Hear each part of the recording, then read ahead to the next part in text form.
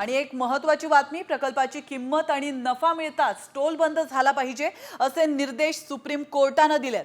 Toll वसुली कायम नसल्याचे स्पष्ट निर्देश सुप्रीम कोर्टाने दिलेले आहेत। दिल्ली नोएडा फ्लायवे प्रकरणातला दावा सुप्रीम कोर्टाने फेटाळून लावलाय। उत्तर प्रदेश आणि दिल्ली सरकारने मिळून बांधा वापरा हस्तांतरित करा या तत्वावर हा फ्लायवे बांधला होता। 1997 मध्ये हे काम सुरू झालं होतं। 2001 पासून टोल वसुली सुरू झाली, तर 30 वर्ष टोल वसुलीला परवानगी होती। आता सुप्रीम कोर्टाने दिलेले निर्देश राज्य सरकारही पाळणार का?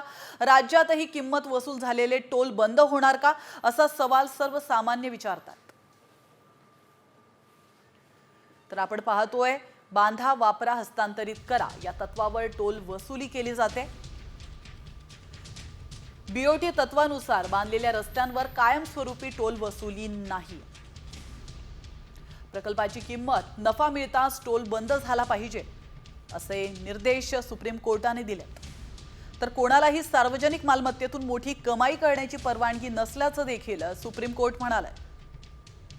नफा वसूल होऊनही टोल सुरू राहिल्यास जबाबदार अधिकाऱ्यांची चौकशी करण्याचे आदेश सुप्रीम कोर्टाने दिलेत।